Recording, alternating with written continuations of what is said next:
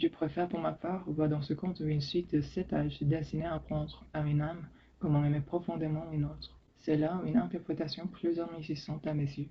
Cet âge se déroule comme suit. Il faut d'abord découvrir l'autre comme une sorte de trésor spirituel, mais si l'on n'en prend pas conscience sur le champ. Vient ensuite, dans la plupart des rapports amoureux, la poursuite et l'esquive, période d'espoir et de crainte pour tous les deux. Puis il s'agit de désenchevêtrer et de comprendre les aspects de vie en vie des rapports amoureux et de s'attacher à ce travail.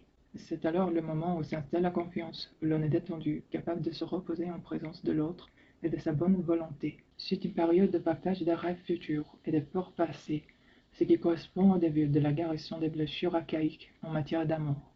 Enfin, le cœur est utilisé pour faire naître une nouvelle vie par le chant, et le corps et les âmes se mêlent. Il est facile de rester en ayant peur, en avant d'un amour idéal. On pourrait même ne jamais sortir de cet état de torpeur si l'on ne butait sur quelque chose de précieux, sans pour autant en avoir conscience. C'est là pour les êtres naïfs, les êtres blessés, le miracle de la psyché. Même sans enthousiasme, même sans y croire, même sans être prêt, même en s'en jugeant incapable, on tombe par accident sur un trésor. Notre âme fait son travail, qui est de ne pas négliger cette trouvaille, de reconnaître un trésor où qu'il se trouve et quelle que soit sa forme, avant de réfléchir soigneusement à la suite à donner à notre découverte. Le pêcheur est persuadé de rechercher simplement de quoi se nourrir, alors qu'en fait il amène au jour la totalité de la nature féminine élémentale, la nature de vie qui a été négligée.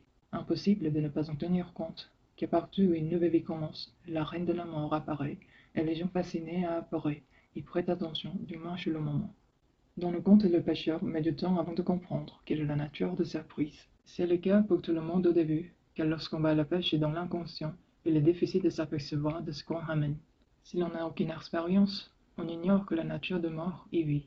Et lorsqu'on découvre à quoi l'on a affaire, le premier mouvement est de le rejeter comme le père qui jette sa fille par-dessus bord. Nous savons que la relation affective vacille lorsqu'elle passe du stade de l'anticipation à l'étape où il faut affronter ce qui est vraiment accroché à l'hameçon.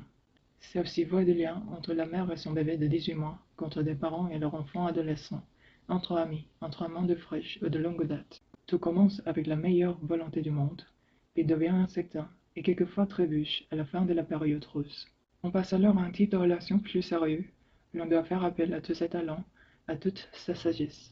La femme squelette qui gît sur les eaux est une forme inerte de vie instinctuelle profonde. Elle connaît par cœur ce qui crée la vie, ce qui crée la mort.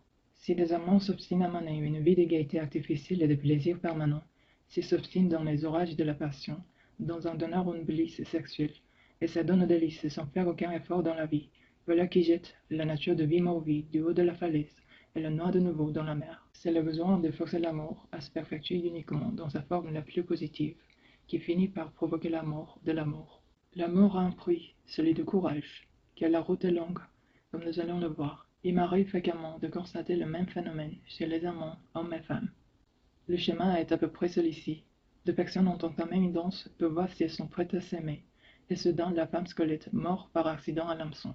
Quelque chose alors, dans le rapport, commence à perdre son intensité et risque de se dégrader. Parfois, c'est le plaisir douloureux de l'extraction sexuelle qui décroît, ou bien on commence à voir les faiblesses de l'autre, ou encore celui-ci n'est plus considéré comme constituant un trophée.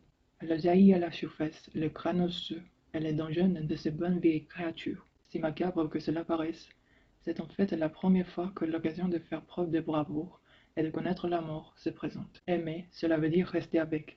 Cela veut dire émerger d'un monde de fantasmes pour entrer dans un univers où un amour durable est possible, face contre face, os contre os, un amour tout de dévotion. Aimer, c'est rester, lorsque votre corps vous crie